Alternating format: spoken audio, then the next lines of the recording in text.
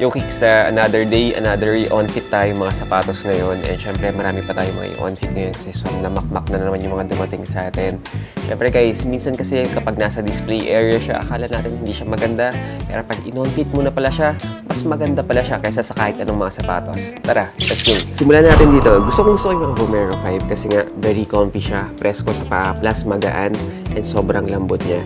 This is the Vomero 5 na metallic gold natin. Pwedeng panlalaki tsaka pambabae. Gusto ko yung mga accent na gold niya. Tara, on-fit muna natin to. Guys, ito guys, super sale tayo dito sa ating metallic gold natin. So guys, ito 8,900 ang SRP ng mga Vomero 5 natin. Pero ngayon guys, 4,995 pesos na lang natin itong binibenta. Napakagaan nito kasi sobrang gaan. Plus sobrang comfy kasi nga mesh type yung top natin. Pero yung color combination natin, alam mong babagayan lahat. So ito guys, unisex din tayo dito. Pwedeng panlalaki, pambabae kung gusto nyo nag-his and hers kayo. So very futuristic yung mga Vomero 5 kasi. Pero pagdating sa classic, sa style, and even sa comfort, walang tatalo din dito. Guys, naka super sale tayo dito 4,995 pesos na lang. Mag-unahan kayo ng ganitong colorway. Kung ayaw may all white na all white, pero gusto mo yung white tapos may accent lang, pwedeng pwede sa'yo. Alright, next up tayo, syempre mga OGs natin. This is the Samba OG natin, the Black Wonder. Gustong gusto ko yung mga Samba kasi nga very classic ka. Since high school pa lang nakasamba na ako, and hanggang ngayon, 40 years old na ako, meron pa rin siya. So, timeless na timeless. Since classic na classic yung mga Samba natin, kasi 1949 pa lang nilabas na si Samba, and ginamit to talaga sa football. And since kahit ganun na siya katagal, very timeless pa rin. Pero nagustuhan ko naman dito, yung pinaka-material na ginamit dito. Yung leather top natin, alam mo talagang very premium siya. Kaya talagang napakatibay ng sapatos na to.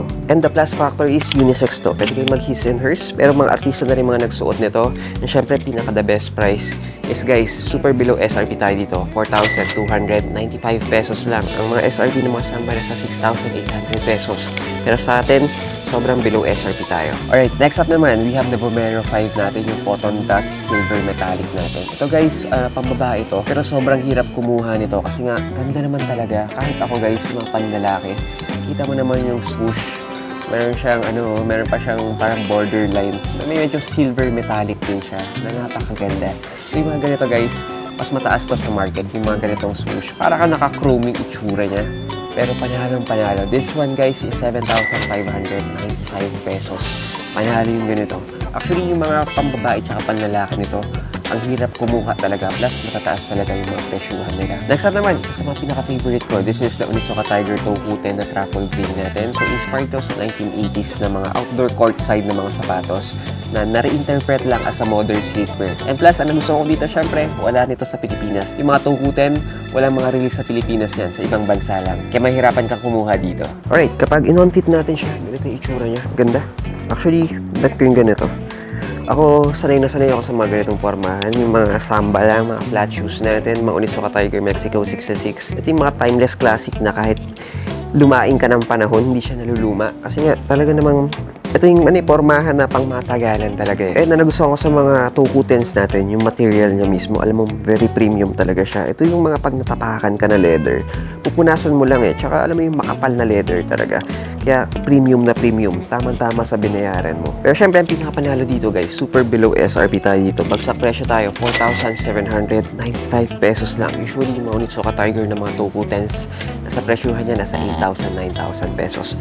Pero sa atin guys, almost 50% off tayo, 4,795 lang. Isa sa mga pinaka-nagustuhan ko ngayon, bagong labas tayo ng mga 204Ls natin ng New Balance. And this is the metallic silver navy natin. Ang ganda ng kulay nito. Actually, mas madaming nagsusuot ng mga pambabae ng ganito kasi nga ang nipis niya. Plus, may mga collabs na lumabas nito eh. Pero this one guys, meron tayong size at ang ganda ng colorway nito. Okay, may nanalo na. Actually, ang ganda nito fresh kasi yung itsura niya, and katapat nito siguro sa mga itsura is pinag-combine siya ng mga 1906R natin tsaka mga 530s natin.